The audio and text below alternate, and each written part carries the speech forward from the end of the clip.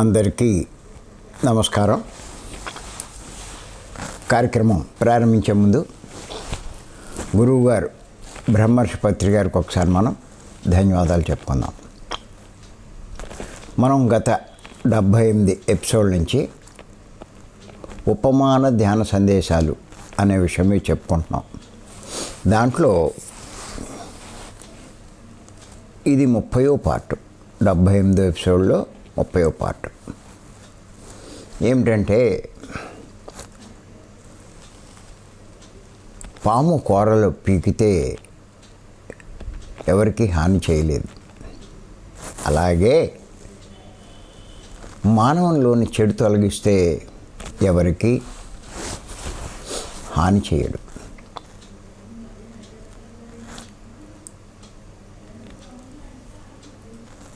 ఆ రకంగా చెడు తొలగించుకున్నవారు ఎవరికి హాని చేయకపోవడం వల్ల తాను ఎటువంటి కష్టాలు కానీ సమస్యలకు కానీ లోను కాడు. జీవితం సాఫీగా ఆనందంగా సాగుతుంది. చేత అలా జీవించాలంటే ఎవరైనా సరే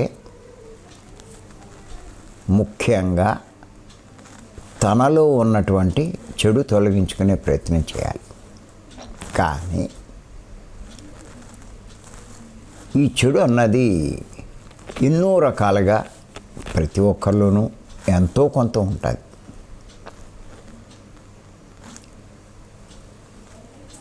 అంచేత ఆ చెడు తొలగించుకోవాలి. మరి ఎన్ని రకాల చెడు ఉంది అన్నదే మనం చెప్పుకుంటున్నాం. ఇప్పటికి ఎన్నో రకాలుగా చెప్పుకున్నాం. ఇది 30వ పార్ట్.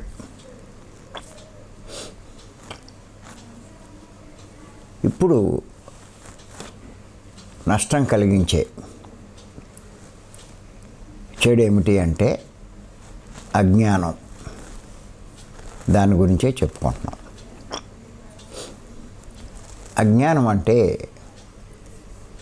తెలిసి కూడా తెలియని వారిలా ప్రవర్తించడం.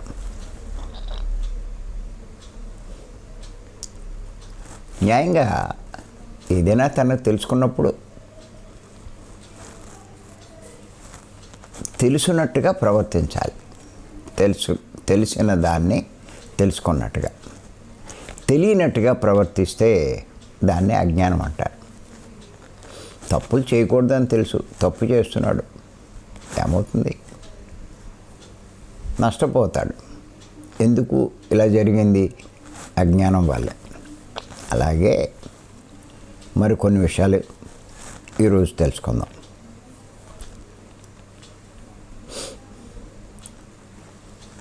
తమ ముందు వారందరూ చనిపోవడం చూస్తున్నారు. అంటే ఎవ్వరూ శాశ్వతం కాదని తెలుసు. కానీ తామేదో శాశ్వతం అన్నట్టు చనిపోయిన వారి దగ్గర, అంటే శవం దగ్గర కూర్చుని రోదించడం.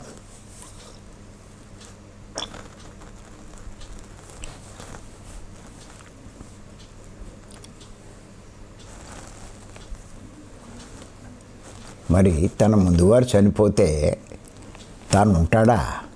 తాను ఎప్పుడప్పుడు తన వంతు వచ్చేసరికి నిష్క్రమిస్తాడు.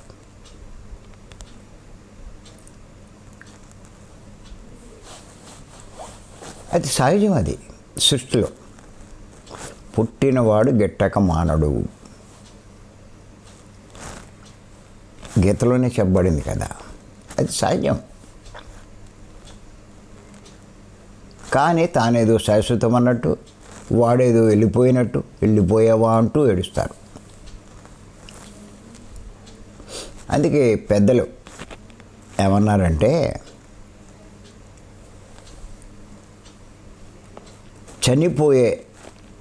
చనిపోయిన శవాన్ని చూసి చావబోయే శవం ఏడుస్తున్నట్టుగా ఉంటుందంట.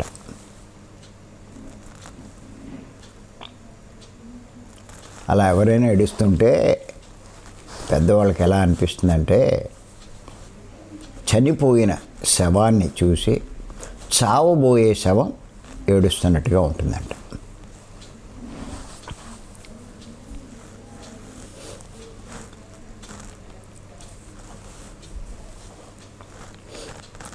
అంతేకాదు, ఇంకొక పాయింట్ రాసుకొని చెప్తాను నేను.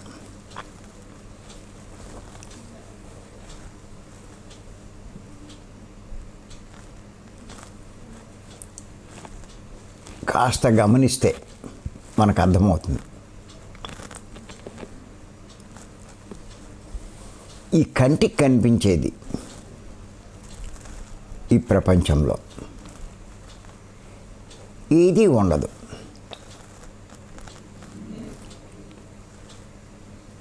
చివరకు తానే ఉండను అని తెలుసు.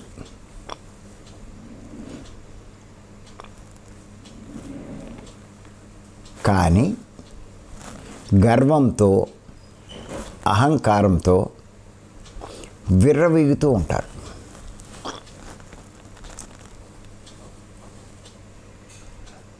తాను ఏదైనా సంపాదించుకున్నాడు అనుకోండి, గర్వపడుతూ ఉంటారు సహజంగా. కానీ చివరికి తానే ఉండడు. గొప్ప అందం ఉంది, లేకపోతే గొప్ప బలం ఉంది, ఏముంటుంది గర్వపడడానికి? ఉంటే కదా గర్వపడ్డాం. ఎందుకు అలా గర్వపడతాడు? అహంకారంతో విర్రవీగుతూ ఉంటాడు. అంటే అజ్ఞానమే దానికి కారణం. ఇది తెలుసుకున్న జ్ఞానం అవుతే అలా విర్రవీగుడు, గర్వపాడు.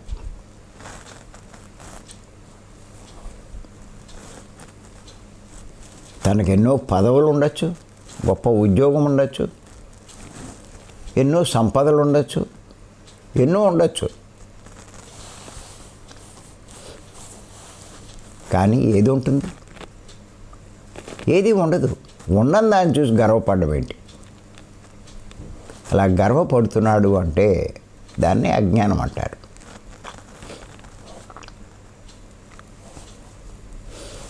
దానివల్ల ఈ అజ్ఞానంతో నష్టం ఏంటి అంటే ఆ గర్వంతో చెయ్యకూడని పనులు చేస్తారు, తప్పులు చేస్తారు, పాపాలు చేస్తారు. తన పదవి చూసి, తన కింద ఉన్నవారందరినీ చూసి అహంకారంతో కక్ష సాధింపులు, వారిని అణగదొక్కడాలు, ఇలాంటివన్నీ చేస్తే ఏమవుతుంది? ఆ పాప ఫలితం కష్టాల రూపంలో అనుభవించాల్సి వస్తుంది. మరిది నష్టమేగా. అంతేకాదు, ఇంకొక విషయం రాసుకొని చెప్తాను. తాను కూడా ఏదో ఒకరోజు మరణించవలసిందే అని తెలుసు. కానీ చేయవలసిన పనులు అంటే ఆత్మ కోసం ధ్యాన సాధన వాయిదా వేస్తూ ఉండడం. రేపు చేద్దాం, ఇవన్నీ అయిపోయాక చేద్దాం, ఆ సమస్య తీరిపోయాక చేద్దాం, ఆ బాధ్యత పూర్తి చేసుకున్నాక చేద్దాం అని ఈ వాయిదా వేస్తూ ఉంటాడు.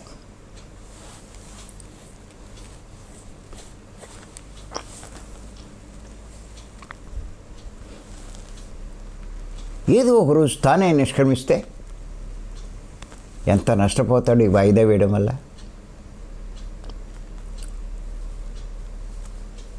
ఎందుకు వాయిదా వేస్తారు? అజ్ఞానమే దానికి కారణం. ఏదో వంకతో, ఏదో ఒక సాకుతో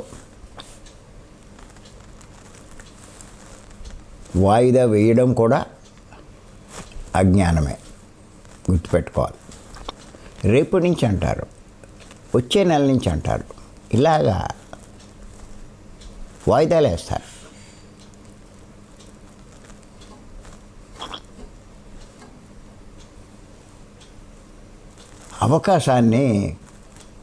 ఉన్న అవకాశాన్ని దూరం చేసుకుంటారు. ఎంత నష్టం అది. ఇంకో పాయింట్ రాసుకోండి. అజ్ఞానంలో ఉన్నామని చెప్పడానికి ఎవరైనా చనిపోతే చనిపోయినా సరే వారు ఉంటారని, వాళ్ళకి కనపడని జీవితం ఉందని తెలుసు కాబట్టే తద్దినాలు, శ్రాద్ధాలు పెడుతూ ఉంటారు.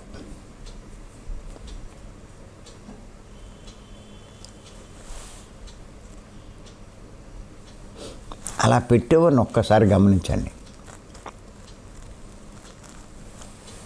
మరి తద్దినాలు, శ్రాద్ధాలు పెడుతున్నారు అంటే కనపడని జీవితం కూడా వాళ్ళకు ఉంది అనే సంగతి వీడికి అవగాహన ఉన్నట్టేగా. అయితే ఎందుకు పెడతాడు? కానీ ఇన్ని చేస్తూ కూడా కనపడని జీవితం గురించే ఆలోచించడం, దానికే ప్రాముఖ్యం ఇస్తూ ఉంటారు.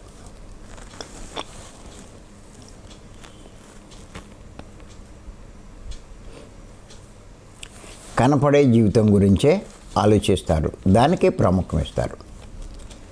మరి తన కనపడని జీవితం గురించి ఎందుకు ఆలోచించరు? దాని గురించి ఎందుకు చెయ్యరు?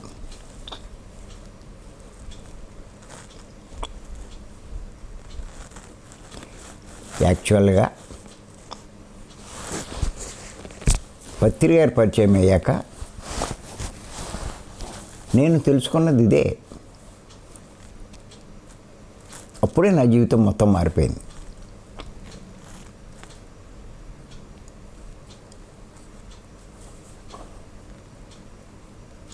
చనిపోయినా నేను ఉంటాను అన్న సంగతి అర్థం చేసుకున్నా. చనిపోయిన తర్వాత ఈ శరీరం ఉండదు, కానీ ఆత్మైన నేను ఉంటానన్న సంగతి అర్థం చేసుకున్నా. మరి ఉండే నా గురించి ఏం చేయాలి? అదే ఆలోచించా. అప్పుడు తెలిసింది, ఈ ధ్యానం చేయడం ద్వారా పొందిన జ్ఞానమే కనపడని నా జీవితానికి లాభిస్తుంది అన్న సంగతి తెలుసుకోగలిగాను. నా పనులన్నీ మారిపోయినాయి. అంతసేపు ఈ కనపడే శరీరం కోసమే అంతకుముందు కష్టపడ్డా. తర్వాత ఇది అర్థమైంది, కనపడని జీవితం కూడా ఉందని. అది చేత అలా ఎందుకు ఈ తద్దినాలు పెడుతున్నాం? అయితే ఎందుకు తద్దినాలు పెట్టడం? ఎందుకు ఈ కర్మకాండలు చేయడం? ఎందుకు? చచ్చిపోయాడు, అయిపోయింది, మాటలో కూరుకోవచ్చుగా. కానీ ఎందుకు చేస్తున్నారంటే వాడు ఉంటాడనే వాళ్ళ పేరుతోటే చేస్తున్నారు ఇవన్నీ.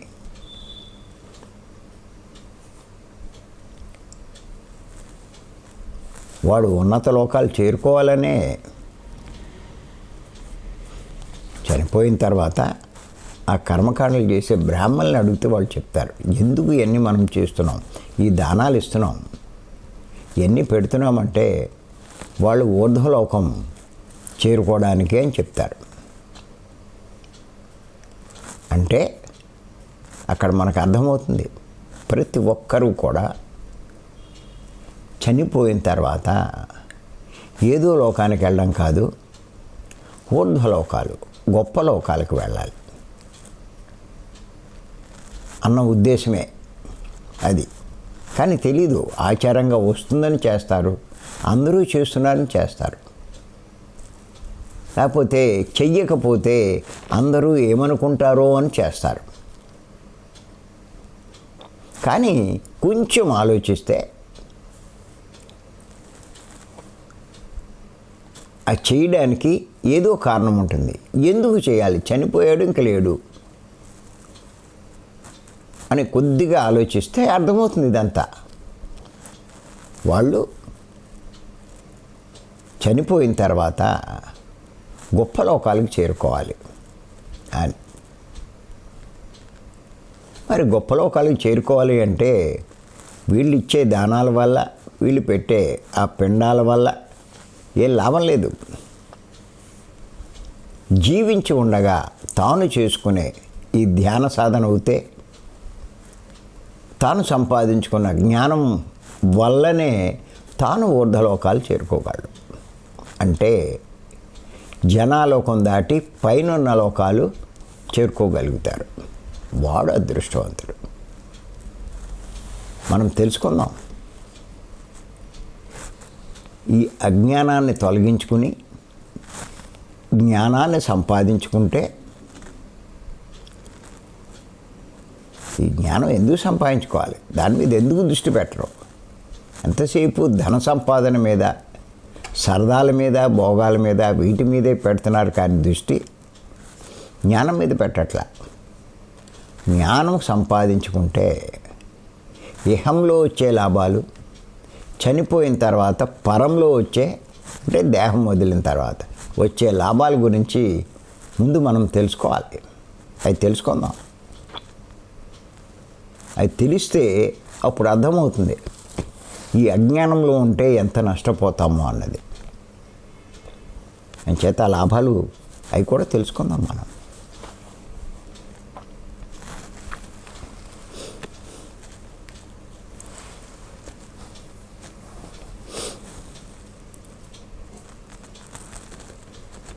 అంతేకాదు, ఇంకో విషయం రాసుకోండి.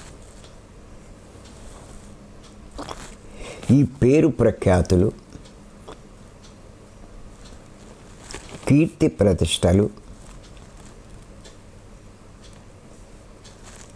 పదవులు, ఇలాంటివేవి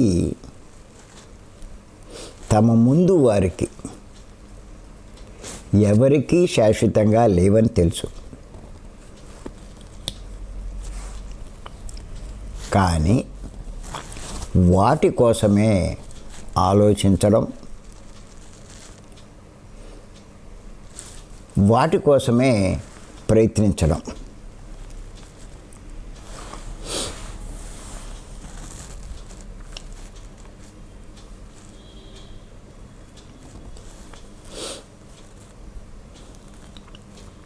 ఇక్కడ మీరు ఒకసారి ఆలోచించండి.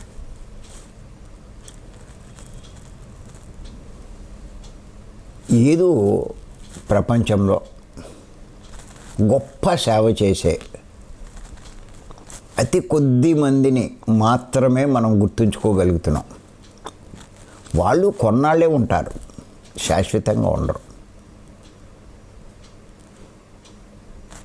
అంతటి గొప్ప సేవ చేసిన వాళ్ళు శాశ్వతంగా గుర్తుండాలని చెప్పి వాళ్ళ విగ్రహాలు పెట్టుకుంటూ ఉంటారు, వాళ్ళ ఫోటోలు పెడతారు. అయ్యే లేకపోతే ఎవరికి తెలుస్తుందండి వాళ్ళంటూ ఒకళ్ళు ఉండేవారని సంగతి. అంతేకాదు, ఇంకా మీరు గమనించినట్లయితే ఒక 2-3 జనరేషన్స్ అయిపోయిన తర్వాత ఆ విగ్రహాన్ని, ఆఖరికి గాంధీ గారి విగ్రహాన్ని మీ పిల్లలో మనవలో చూస్తే అడుగుతారు, ఈ విగ్రహం ఎవరిది నాన్న అని చెప్పి.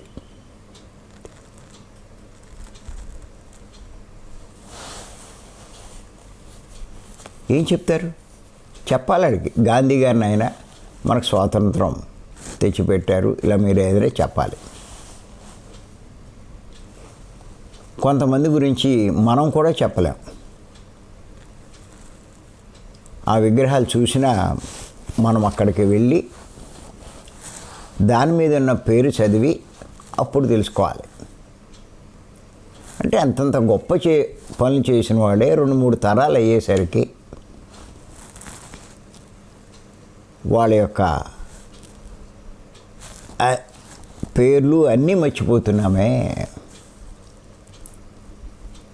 ఇంకా సామాన్యమైన చిన్న చిన్న సేవలు చేసిన వాళ్ళు ఇటువంటి వాళ్ళు ఏం గుర్తుంటాయి చెప్పండి. కానీ ఏంటో ఆ పేరు కోసం తాపత్రయపడతారు. చిన్న సేవ చేస్తారు, పేపర్లో పడాలంటారు. ఇప్పుడు పేపర్లో కాకుండా ఫేస్బుక్లో, యూట్యూబ్లో కనపడాలనుకుంటారు.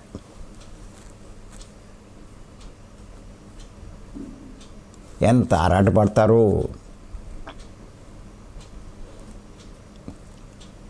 నాయనా, నువ్వు కనపడితే ఏంటి, కనపడకపోతే ఏంటి,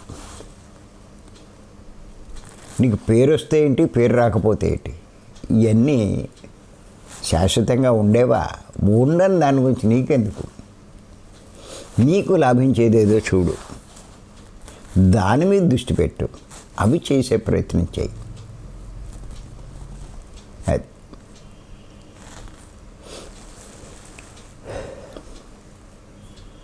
చేత వాటి కోసం ప్రయత్నించడం, ఆ పేరు ప్రఖ్యాతులు, ఆ పదవులు, బిరుదులు ఏం చేసుకుంటాను?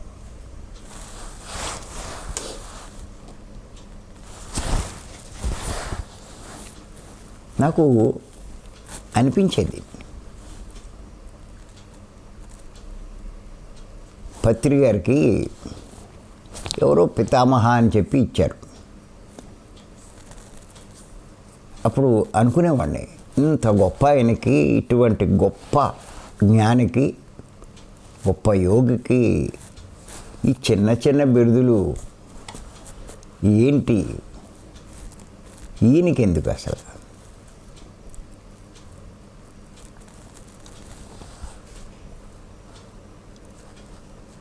వాటి వల్ల ఈయనకేం పేరు లేదే. ఈయనకున్నటువంటి గొప్ప జ్ఞానమే కదా ఆయనకి ఇంత విలువ తెచ్చిపెట్టింది. పేరుకు విలువ ఉంటే పేర్లు ఎంతోమంది పెట్టుకుంటున్నారు. గొప్పవాళ్ళు ఎలా అయిపోయారు? అవుతారా? మళ్ళీ ఇంకొకళ్ళు డాక్టర్ అని ఇచ్చారు. నాకు కొంచెం నవ్వు వచ్చేది లోపల, కానీ సరే మనకెందుకని నేను మాటలు కూరుకునేవాడిని. వాటన్నిటికీ మించినటువంటి స్థితిలో ఉన్నవాడే పత్రి గారు. అంత గొప్పవాడు ఆయన. అందుకే ఇన్ని లక్షల మంది ఆయనంటే ఎగబడేవారు. ఆయనంటే అంత అభిమానం, ఆయనంటే అంత గౌరవం. ఆయనతో కాసేపు ఉంటే చాలు, మాట్లాడితే చాలు, ఆయన దగ్గర కూర్చుంటే చాలు అని భావించేవారు. అది అంచేత వీటి గురించి చూడవలసిన పనేమి లేదు. మనం నీకు పేరు వస్తే అంత, పేరు రాకపోతే అంత. వచ్చే పేరు ఎంతగా. అందుకే నేను వాటికి అంత ప్రాముఖ్యం ఇవ్వను. ఎవరు సర్దావాడు ఏదో చేసుకుంటాడు, సరే చేసుకుంటే చేసుకొని అంట. ఇప్పుడు మనందరం కూడా ఫేస్బుక్లో అట్లో పెడుతూనే ఉంటే పేరు ప్రఖ్యాతుల కోసం కాదు. నిజంగా మీరందరూ ఎంతో తిరిగేవారు, ఎన్నో క్లాసులు చెప్పేవారు. కానీ ఎక్కడ మీరు ఏ ఫేస్బుక్లో కానీ ఎక్కడ కానీ మీరు పెట్టుకునేవారు కాదు. కానీ నేనే పెట్టమనేవాడిని. ఎందుకంటే ఈ జ్ఞానం అందరికీ అందాలి. మీరు ఇచ్చే జ్ఞానం మరి మీరు ఇస్తున్నారని ఎలా తెలుస్తుంది? తెలియడం కోసం పెట్టుకోమన్నాం, కానీ మీ గొప్ప కోసం మీరేం పెట్టలేదు. గొప్ప కోసం అయితే మొదటి నుంచి పెడతారు ఆ ఫోటోలు అయ్యాను. అది ఒక ఇన్స్పిరేషన్. మీరు పెడితే ఈ చెప్పగలిగిన మాస్టర్లు వాళ్ళు కూడా ఇన్స్పైర్ అయ్యి మనం కూడా చెప్పాలి కదా, వాళ్ళు చెప్తున్నారు అని వాళ్ళు ప్రారంభిస్తారు. ఇలా ప్రతి ఒక్కరూ ఈ నేర్చుకున్న వాళ్ళంతా, ఈ జ్ఞానాన్ని పొందిన వాళ్ళు చెప్తూ ఉంటే ఈ జ్ఞానం ఎంతోమందికి అందుతుంది. అందుకే నేను ఫోటోలు పెట్టమంటూ ఉంటాను. ఫోటోలు అన్నది పేరు ప్రఖ్యాతుల కోసం కాదు మనం పెట్టుకునేది. అది అంచేత ఇవన్నీ కూడా అజ్ఞానంతో చేసే పల్లె ఇవన్నీ మనకి నష్టం కలిగించేవే. అంచేత ఎవరైనా సరే అజ్ఞానం తొలగించుకునే ప్రయత్నం చేయాలి. అజ్ఞానం తొలగాలి అంటే జ్ఞానం సంపాదించుకోవాలి. ఆ జ్ఞానం ఎలా వస్తుంది అంటే శ్వాస మీద ధ్యాస, ధ్యానం వల్ల. అదే పత్రిక అని చెప్పేది. ధ్యానం వల్లనే జ్ఞానం అన్నారు. అదే మనం ఇప్పుడు సీరియస్గా చేస్తున్నాం. అవకాశం కల్పించుకుని మరీ చేస్తున్నాము, అవకాశం దొరికినప్పుడు కాదు. అంచేత మరికొన్ని విషయాలు రేపు తెలుసుకుందాం. మరి అవకాశం ఇచ్చి మీ అందరికీ నేను ధన్యవాదాలు చెప్తున్నాను. Thank you.